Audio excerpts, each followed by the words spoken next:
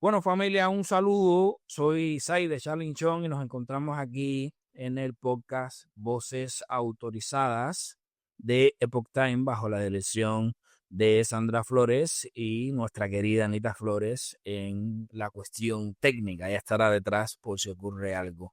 Hoy nos encontramos aquí con una persona que a quien yo respeto y admiro muchísimo, que es catedrática de Derecho Constitucional y tiene grandes vínculos con Hispanoamérica.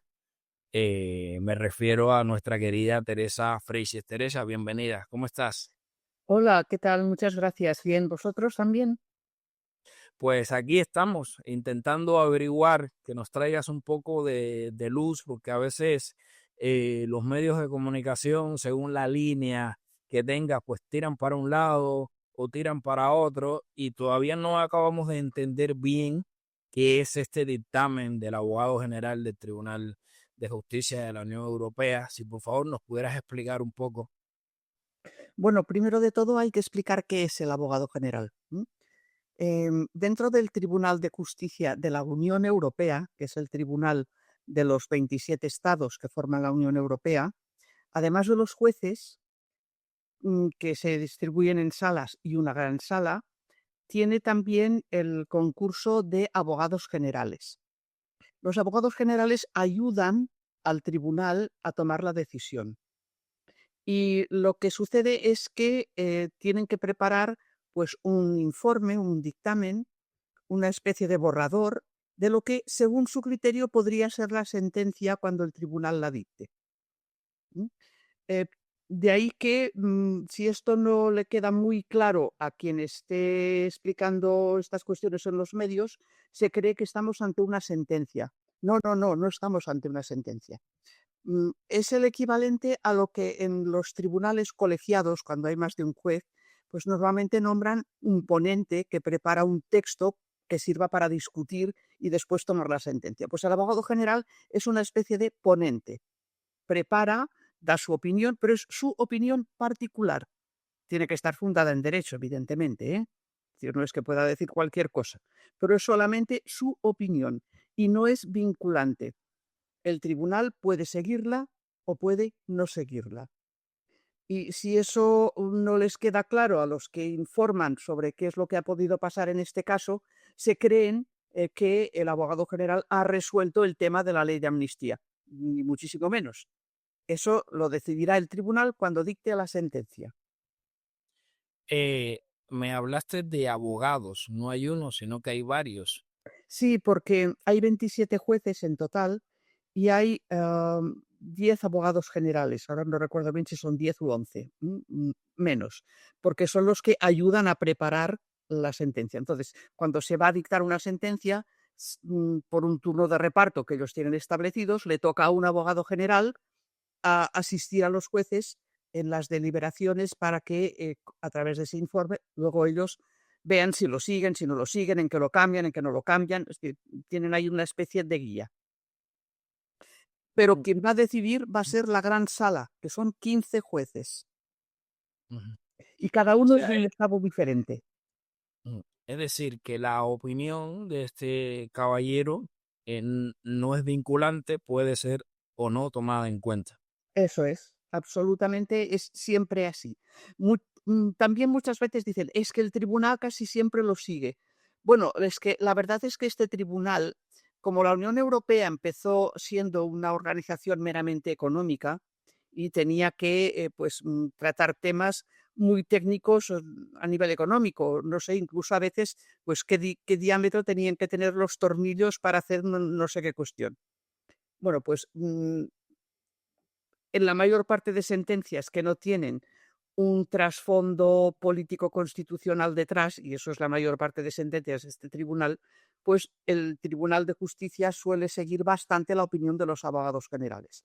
No es así cuando se trata de temas sustanciales, porque entonces ahí intervienen muchos más factores que no meramente una cuestión técnica de decir si la cota lechera tiene que afectar a tal territorio, a tal otro, con qué garantías, etcétera, ¿eh? Es decir, es una cuestión, que el abogado general dicta su informe y luego el tribunal decide si lo sigue o no lo sigue. Ok, entonces, ¿qué ha dicho este abogado y qué tiene que he visto por las redes sociales que, por ejemplo, en tu caso tú le has refutado un poco su opinión? ¿Qué ha dicho él? Y según tu punto de vista y tu visión jurídica sobre el tema, ¿cómo debería ser? A ver, este procedimiento es procedimiento que deriva de cuestiones prejudiciales, que esto es otra cuestión que también tiene que quedar clara. ¿Qué es una cuestión prejudicial? Cuando hay abierto un pleito a nivel interno, como estamos dentro de la Unión Europea y el derecho de la Unión Europea tiene primacía sobre el derecho interno, hay que estar seguros de que el derecho interno que estemos aplicando, en este caso era la ley de amnistía, sea compatible con el derecho de la Unión Europea. Y ha habido varios tribunales en España que han tenido dudas sobre esta compatibilidad. Uno, la Audiencia Nacional, por el tema del terrorismo, y otro, el Tribunal de Cuentas, por el tema de la malversación. Luego hay otras dos cuestiones menores planteadas por otros tribunales, pero básicamente los que han sido relevantes han sido en la cuestión prejudicial de la Audiencia Nacional y la del Tribunal de Cuentas porque, digamos, son substanciales dentro de la propia ley de amnistía. Eh, ¿Qué sucede cuando se plantea esa cuestión prejudicial ante el Tribunal de Luxemburgo? Porque es el Tribunal de Luxemburgo, es el Tribunal Europeo de Justicia, está en Luxemburgo. No confundamos con Tribunal Europeo de Derechos Humanos, no tiene nada que ver. Es Tribunal de la Unión Europea. Bueno, pues cuando se plantea una cuestión prejudicial es porque no queda clara si la ley es correcta o no es correcta, la ley española. Entonces, lo que hace el tribunal que plantea la cuestión prejudicial es que suspende su juicio, lo deja en suspenso, hasta que el Tribunal de la Unión Europea le dice si esa ley es conforme o no con el derecho de la Unión. Y cuando el tribunal resuelve, entonces es cuando se recupera el pleito interno, es decir, se vuelve a coger el pleito interno y, en este caso, pues serán la Audiencia Nacional y el Tribunal de Cuentas que reanudarán el juicio para dictar finalmente su sentencia. Y este conflicto interno comenzó porque el Constitucional dijo que la ley de amnistía tenía que se ajustaba a la Constitución. Bueno, No recuerdo bien la opinión que dijo. empezó mucho antes, es decir, porque no hace falta esperar a que se agoten todos los recursos internos para plantear una cuestión prejudicial al Tribunal de la Unión Europea. Esto, esto hay que hacerlo cuando es Tribunal de Derechos Humanos, ahí sí que hay que agotar los recursos internos. Pero ante el Tribunal de Justicia de la Unión Europea no. En cualquier fase del procedimiento se puede plantear esa cuestión prejudicial. Y entonces se suspende el pleito, luego viene la sentencia del Tribunal Europeo y después el Tribunal Interno ya dicta su sentencia conforme al derecho de la UE. ¿Qué es lo que ha sucedido aquí? Bueno, pues por una parte, que en estas cuestiones prejudiciales eh, han obtenido dos respuestas del tribunal, perdón, del abogado general en su informe preliminar antes de que el tribunal dicte la sentencia. Una, podríamos decir que, bueno, no ha errado mucho, pero la otra, francamente, no sé de dónde ha sacado los argumentos el abogado general, que es lo que yo más le he criticado. La opinión que es relativa a la cuestión prejudicial que ha presentado la Audiencia Nacional para el caso de terrorismo, aquí el tribunal, el abogado general, francamente, pues deja bastante que desear en su argumentación, porque él lo que tiene que hacer es decir, ¿cuál es el derecho europeo aplicable? ¿La ley de amnistía cumple con ese derecho europeo aplicable, sí o no? Eso es lo que tiene que decidir. Bueno, pues resulta que se ha ido por los cerros de Úbeda, por donde le ha parecido ir, eh, se ha llegado a intentar plantear si es autoamnistía o no, cuando no se le ha preguntado, porque eso es algo que salió en la vista oral, que yo estuve presente en Luxemburgo, y lo alegó la Comisión Europea, pero no se le ha preguntado la cuestión prejudicial. De ahí que el abogado del caso, que es el señor Fuster Fabra, que es un especialista súper reconocido en materia de terrorismo, le acaba de plantear ayer mismo un escrito diciendo al tribunal diciendo, oiga, miren, señores del tribunal, el abogado general está diciendo aquí cosas que no se le han preguntado. ¿Es que resulta que van a entrar ustedes en esto que no se ha preguntado? Porque si se entra en lo que no se ha preguntado, habrá que volver a alargar la vista oral, porque si no nosotros no habremos podido decir nada. La igualdad de armas se nos desaparece. Eso por una parte. Luego, por otra parte, el abogado general hace referencia como marco jurídico aplicable al derecho internacional humanitario. A ver, el derecho internacional humanitario es el derecho de la guerra. Es lo que deriva de las convenciones de Ginebra y de toda una serie de una batería de normas que regulan pues, los ejércitos contendientes, si hay guerrillas, qué pasa con la población civil. Es decir, es para el marco de una guerra. Mm, El terrorismo no es guerra, es otra cosa. Puede haber terrorismo también con un escenario de guerra, pero en este caso ha habido terrorismo, bueno, se discute en la Audiencia Nacional si ha habido o no terrorismo, pero decir que hay que aplicar el derecho de la guerra a estos casos es realmente una barbaridad, por decirlo de alguna manera. Y, por lo tanto, no procede de ninguna de las formas argumentar en base al derecho internacional humanitario. ¿O es que el abogado general se piensa que el proceso fue un conflicto armado?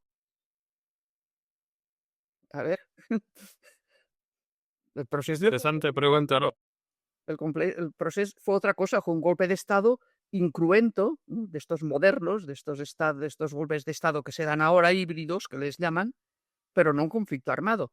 Por lo tanto, no puede fijar el derecho internacional humanitario como marco jurídico aplicable. Luego, por otra parte, claro, hay que averiguar si la regulación de la amnistía es conforme a la directiva de la Unión Europea en materia de terrorismo. Es una directiva importante y en esta directiva importante se fijan pues todos los actos que pueden ser considerados como terrorismo y se obliga a que los estados los consideren vulnerables, es decir, que sean delitos y que tengan penas apropiadas. El abogado general se va ahí a un razonamiento bastante curioso y acogiéndose a sentencias dictadas en otros ámbitos totalmente distintos, en ámbitos de escenarios bélicos, por ejemplo, o tomando como referencia también a veces a la Corte Interamericana de Derechos Humanos, pero en tema de guerrilla, que es muy distinto del terrorismo. La guerrilla del terrorismo no tiene nada que ver en principio, porque la guerrilla es un grupo organizado, identificado, digamos, tiene estatus de combatiente. El terrorismo es otra cosa distinta. Entonces se intenta aplicar eso ahí, que son casos en donde se producen violaciones muy graves de derechos humanos, desaparecidos, muertes, torturas, etcétera, etcétera. Y entonces dice, como en el caso del Prusés no ha habido graves violaciones de derechos humanos, la ley de amnistía es correcta. A ver, la directiva europea considera incluso que entra dentro del terrorismo la tentativa del acto terrorista, la amenaza de perpetrar el acto terrorista. Y ahí dentro entran no únicamente asesinatos o casos con heridas físicas sobre las personas, sino también sobre infraestructuras. Recordemos el asalto al aeropuerto, cuando se intenta paralizar la actividad de órganos representativos. Recordemos que se intentó paralizar al Parlamento de Cataluña. Cuando las vías ferroviarias, la estación de Sants, todo esto. Es decir, que el abogado general ha considerado que esto no son violaciones graves de derechos humanos y, por lo tanto, se pueden amnistiar perfectamente. Aquí, pues la verdad, yo discrepo bastante, porque no hay terrorismo bueno y terrorismo malo. A ver, el terrorismo es terrorismo. Evidentemente puede haber distintos grados de gravedad en los delitos, pero, por ejemplo, pues los actos preparatorios también son considerados por la directiva como integrantes del delito de terrorismo. Y aquí pues se les incautó a los CDR, que eran los grupos que se han considerado como posibles autores de actividades que pueden ser de terrorismo, se les incautaron productos destinados a la confección de explosivos digamos, y actividad de preparación que no llegó a culminar, pero que sí que hay actos preparatorios que se hicieron. Si no consideramos que los actos preparatorios, las tentativas, forman parte del corpus delictivo, ¿qué hay que hacer? Esperar la policía tiene que esperar a que el atentado se haya producido para poder intervenir. Claro, no tiene ningún sentido. Hay que prever que no ocurran este tipo de cosas. Eso es, eso es. Esa es la función de la directiva, castigar y prevenir al mismo tiempo también. Bueno, pues claro, con estas cuestiones, pues ha quedado ahí un dictamen que la verdad deja bastante que desear, desde ese punto de vista. También considera que, y además dice que me parece, dice en mi opinión, es decir, que le parece que la ley está dictada en un escenario de concordia y de digamos, de buenas intenciones para solucionar problemas, etcétera. A ver, le parece. ¿Qué es eso de que le parece? ¿No? O sí o no. Es decir, o la ley realmente viene a dar una respuesta a un problema de convivencia o no. Pero usted no puede decir que le parece. Eh, Usted no es es un como argumento si, jurídico. es como si el abogado fuera un adolescente y hubiera consultado a la IA un tema Pues, específico pues muy sí, pues sí, superficialmente. sí, sí, sí. Sí. Claro, esto es muy, jurídicamente deja mucho que desear, fundamentarse en el me parece. Y luego entra en lo de que dice que no es una autoamnistía porque dice, está claro que no se está indultando a cargos públicos. Oiga, que eso no es únicamente lo que sería una autoamnistía. La autoamnistía es cuando la ley la elaboran aquellos que son sus destinatarios. Léase usted la prensa española y verá cuántas veces reconocen que yo he querido que pusieran esto, que yo he querido que pusieran lo otro, tal, porque lo que se estaba haciendo era una ley a medida de determinadas personas, que en su momento, cuando cometieron los actos delictivos, sí que eran cargos públicos. Y él lo despacha diciendo así, no se está indultando a personas que estén en el Parlamento o en el gobierno. ¿Cómo quiere usted que se haga eso? Es decir, usted, Y algunos están inhabilitados, ¿no? Pero en el momento claro, que los están ejecutaron. todavía eso es, con inhabilitación, que la inhabilitación no fue amnistiada. Pues Hay eso que quiero una corte. recordar. Ujú, sí, sí, Teresa, No, perdón. no, no, porque es que voy a cambiar al tema de la malversación. Ujú.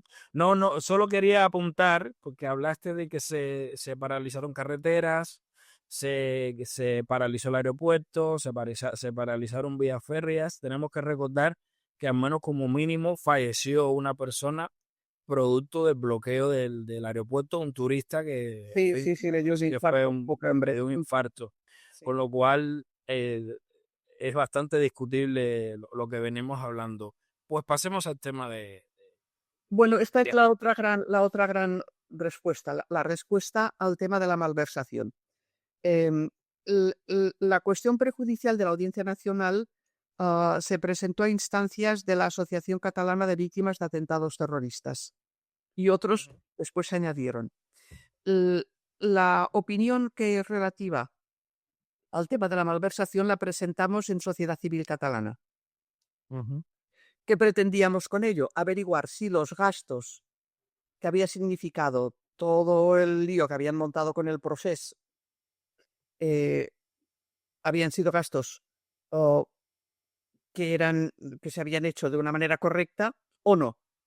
Y presentamos una denuncia al Tribunal de Cuentas. El Tribunal de Cuentas inició la investigación y después presentó la cuestión prejudicial al Tribunal de Luxemburgo. En la legislación europea, el marco jurídico es que la Unión Europea obliga a los Estados miembros a castigar la corrupción y la malversación de fondos que puedan afectar a los intereses financieros de la Unión.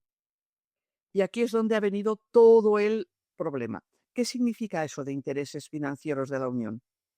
¿Tienen que ser directamente fondos europeos los que estén siendo malversados? ¿O resulta que puede haber una afectación indirecta a los intereses financieros de la Unión? El Tribunal de Justicia tiene una jurisprudencia anterior interesantísima en la cual explica que no es necesario que haya una afectación directa, porque puede ser indirecta, ¿m? Y por otra parte también esa malversación afecta a todos los fondos que puedan tener algún tipo de relación o algún tipo de vinculación con fondos europeos. Claro, ¿cómo hacemos el presupuesto aquí en España? El presupuesto lo hacemos con los fondos internos y los fondos europeos. Y si no se trata de un proyecto europeo concreto, que entonces ahí sí que hay una afectación finalista, lo otro va al pool general. Entonces, en ese pool general se pueden estar afectando fondos europeos. Sería la afectación indirecta que dice el Tribunal de Justicia. Entonces, el abogado general lo niega y dice que únicamente sería malversación incorrecta si afectara directamente a los fondos de la Unión, al presupuesto de la Unión Europea. Pero claro, ahí resulta que él mismo se encuentra con un problema, porque en la cuestión prejudicial nos quejamos desde Sociedad Civil Catalana y el abogado lo presenta así, de que el procedimiento que marca la ley de amnistía para aplicarla es un procedimiento que no impide hacer bien las investigaciones para poder dilucidar qué pasa con los fondos. ¿Y por qué lo impide? Pues lo impide primero porque marca un plazo muy perentorio, muy corto, de 2 meses. A ver, con todo lo que es el examen por parte del Tribunal de Cuentas, de ver si hasta 5 millones y pico de euros, que vienen de partidas muy distintas de los presupuestos, se ven afectadas o no, con 2 meses es imposible de poder hacer el triaje de decir, mira, esto afecta al presupuesto de la Unión, esto no afecta al presupuesto de la Unión. Es imposible, nos quejamos, este plazo es demasiado corto. Luego, por otra parte, am, porque esto es en la aplicación de la ley de amnistía. Eh, cuando se aplica la ley de amnistía, resulta que el tribunal tiene 2 meses, pero además el tribunal tiene que preguntar a las partes. Eso pasa siempre. Cuando un tribunal no puede decidir él solo, pregunta a la parte acusadora, a la parte acusada, es decir, las partes tienen que estar presentes. Bueno, pues la ley de amnistía impide que estén presentes las partes que no sean poderes públicos. Es decir, por ejemplo, a nosotros, la sociedad civil catalana, nos impedía poder estar presentes en el pleito. Hombre, esto es una vulneración del principio de igualdad de armas. Y el abogado general lo reconoce, dice, esto es un problema.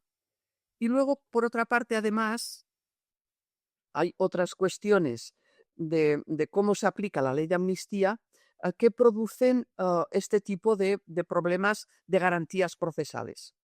Y el propio abogado general dice, estos problemas de garantías procesales pueden constituir una vulneración del derecho a la tutela judicial efectiva, evidentemente, porque eso, es decir, plazos insuficientes, vulneración del principio de igualdad de armas, etcétera, eso vulnera el derecho a la tutela judicial efectiva. Y la vulneración, esto lo añado yo ahora, la vulneración del derecho a la tutela judicial efectiva es una vulneración del Estado de Derecho.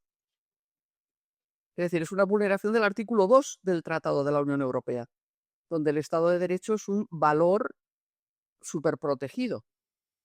¿Y eso qué significa? Pues significa que si el Tribunal de Justicia sigue en este punto al abogado general, por eso decía yo antes que algo de lo que ha dicho el abogado general se puede salvar, si la sentencia definitiva sigue al abogado general, no se va a poder aplicar esto de la ley de amnistía.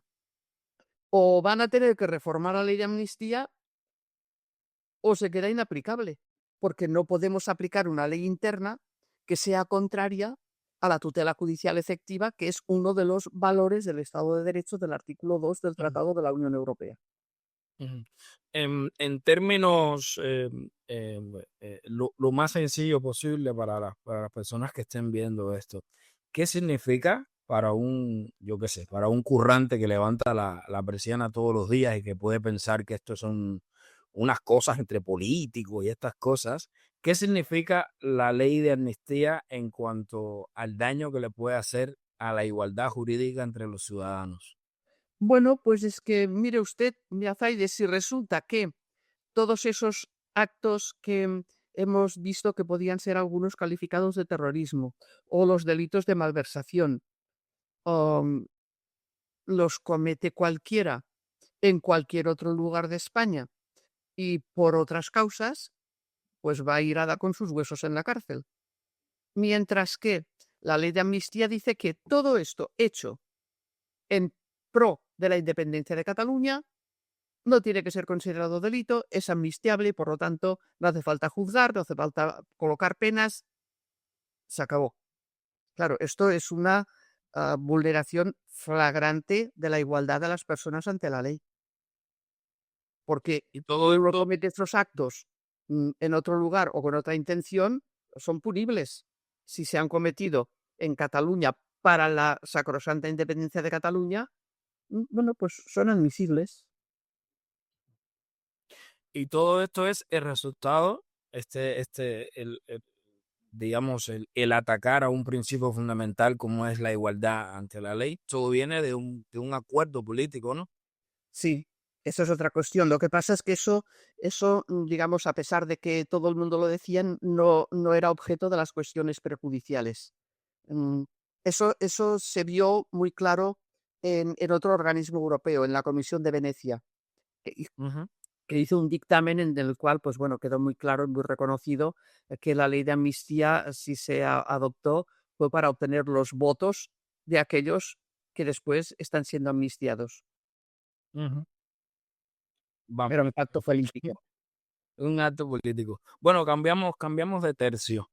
Em, yo me estoy encontrando ahora con muchísimas personas que quieren anteponer su identidad a la ciudadanía, que es una cosa que me resulta así, ¿no? Como chocante. eh, Uno es ciudadano primero que una identidad, porque una identidad, uno es de un hijo, uno es hijo de una madre y de un padre, de unas características, de un entorno geográfico, con lo cual eh, es la ciudadanía de donde emanan nuestros derechos como ciudadanos o de la identidad. De la ciudadanía, claramente. Si tenemos derechos es porque somos ciudadanos. Y somos ciudadanos de nuestros estados, cada uno del suyo, y Ujú, la legislación de su estado es la que la que le concede derechos y obligaciones, claro. Y luego, por otra parte, los que vivimos en uno de los 27 estados miembros de la Unión Europea, somos ciudadanos europeos, que también eso nos da unos derechos añadidos. Pero eso deriva del derecho de ciudadanía. El resto, digamos, son imaginaciones peculiares. No son nuevas. Todo este ujú, tema de las identidades, los nacionalismos, etcétera, han hecho mucho daño a la historia de la humanidad.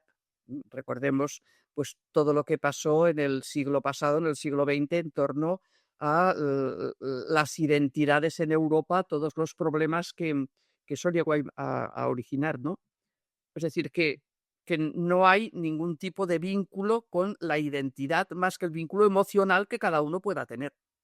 Pero legalmente los derechos nos vienen de la ciudadanía y son los derechos que tengamos reconocidos. Todo el resto son aquellos deseos, expectativas, etcétera, pero no son derechos. ujú.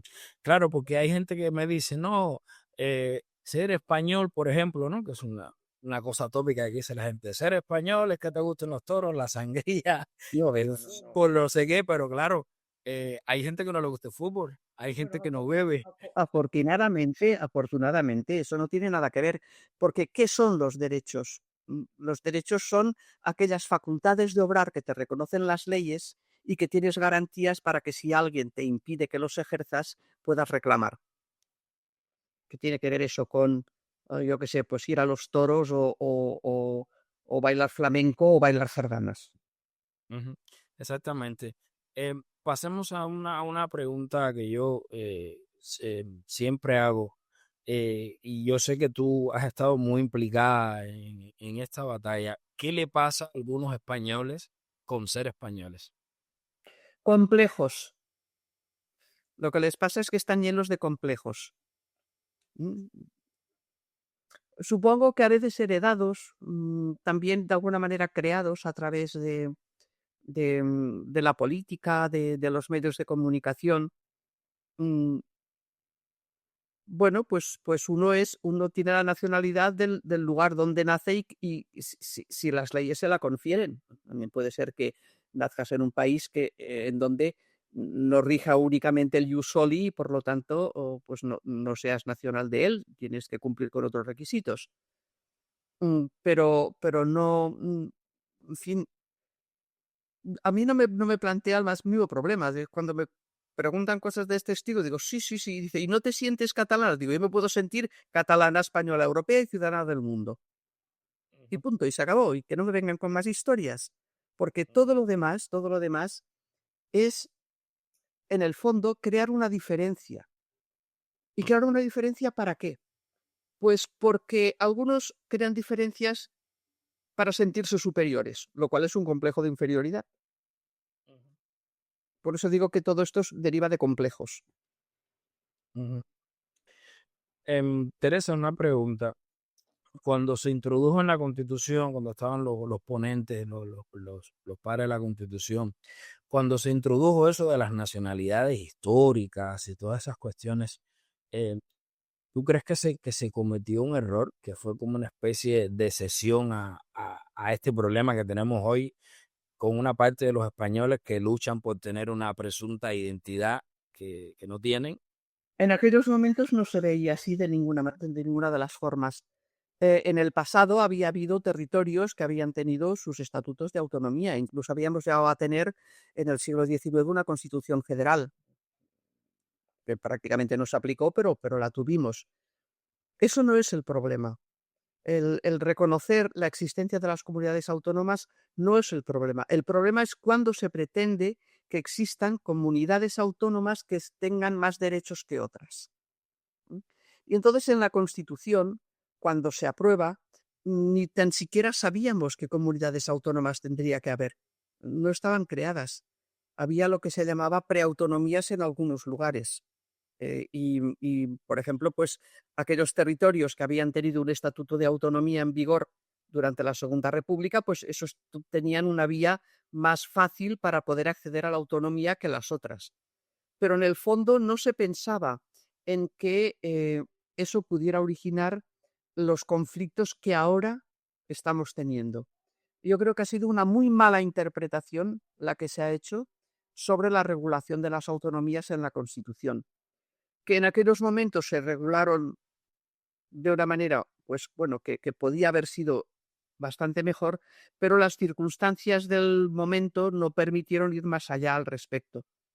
¿Qué es lo que se hizo? Se dijo que podía haber comunidades autónomas, que podían tener unas competencias y que eso ya se irían creando. Y es lo que pasó. A partir de la entrada en vigor de la Constitución, se fueron poniendo en marcha las comunidades autónomas. ¿Tú crees que a esta altura del cuento, por de alguna forma decirlo, habría que hacerle algunos ajustes a la Constitución, dado este conflicto interno que algunos han Sí, sí, generado? sí, claramente, claramente sí. Claramente habría que hacerlo en distintos puntos, no solamente en esto, sino también en algunos otros.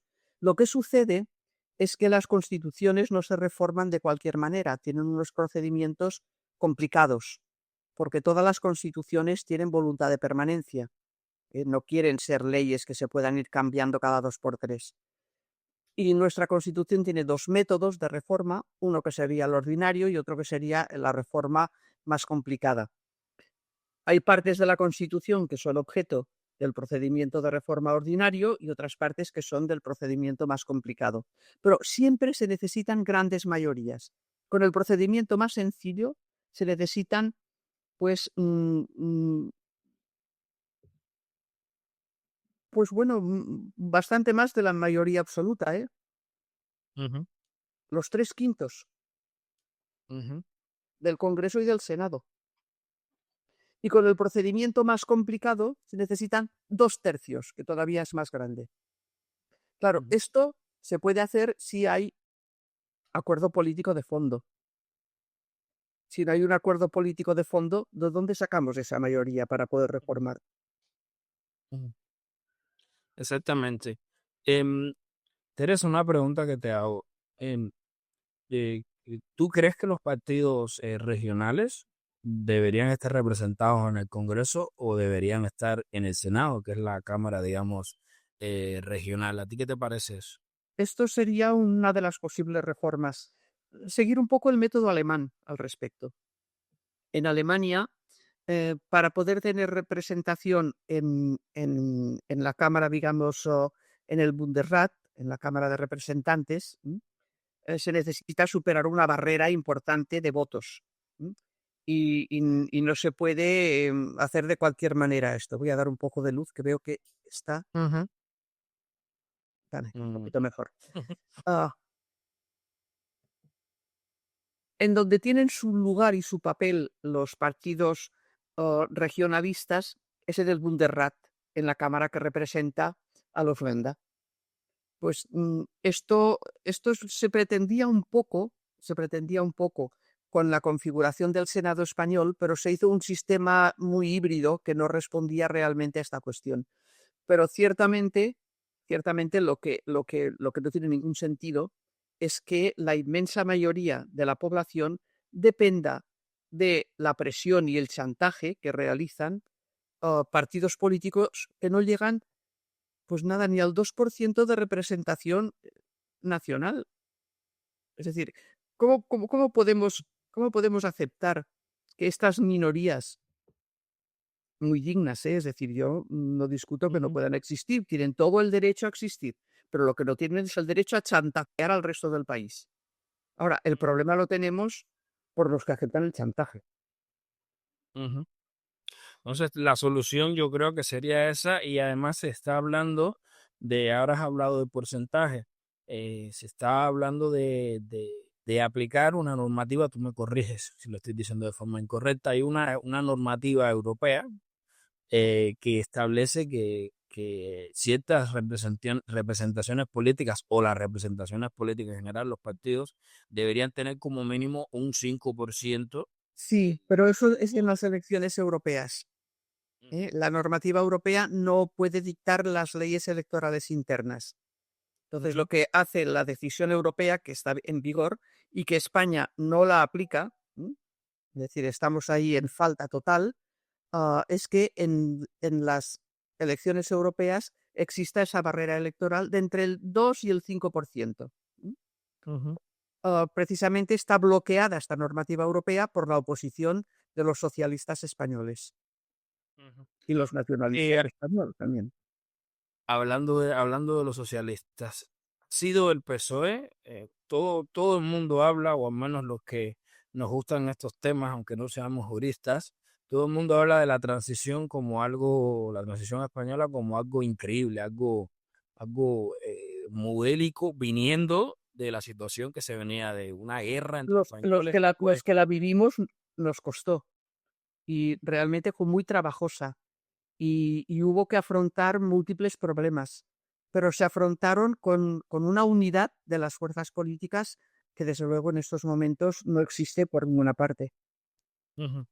Entonces podríamos decir que ese pacto que se estableció en su momento, donde todo el mundo enterró las hachas, donde todo el mundo enterró los resentimientos, los odios, que el Partido Socialista ha roto este consenso que había, que era un consenso, vamos a decir, envidiable, por de alguna forma decirla. Yo que vengo de Cuba, era un consenso, es un consenso envidiable. Sí, no, esto lamentablemente es así, lamentablemente ha sido así. Es decir, yo no reconozco en este Partido Socialista al Partido Socialista con el que hicimos la transición, hicimos la Constitución, entramos en Europa y hemos hecho tantas cosas, pero ahora en la actualidad, ah, no se le reconoce de ninguna de las maneras. Es decir, no se basa en la ciudadanía, sino en la identidad. Ah, accede por conveniencias de algunos líderes a todo aquello que los nacionalistas le plantean, incluso los herederos de la propia ETA. Es decir, que no se les reconoce de ninguna de las formas. ¿Dónde está esa socialdemocracia con la que tanto habíamos trabajado? Pues la respuesta la tendrán que dar ellos porque sencillamente en este instante que transcurre, los que se sientan socialdemócratas, pues al parecer al menos aquí en España no tienen ningún tipo de representación porque la representación que tenían se ha convertido en una especie de organización de pataletas identitarias a las que consentir. Eh, Teresa, para cerrar, em, si tuvieras que darle un mensaje de esperanza a nuestros compatriotas españoles, ¿qué les dirías? Pues sangre, sudor y lágrimas, como Winston Churchill. Y sabemos que todo es muy difícil, que va a costar, que, a ver, tenemos un gobierno que no gobierna, está sin presupuestos, no puede aprobar nada en el Congreso, am, tiene problemas mil en Europa con el Poder Judicial, con am, grandes, digamos, las leyes que quiere poner en marcha, no hay manera de hacerlo, ah, y se niega a convocar elecciones, porque, claro, sobre todo dice que no gobierne la derecha. Eso no es ser demócrata, perdón. Democracia es alternancia.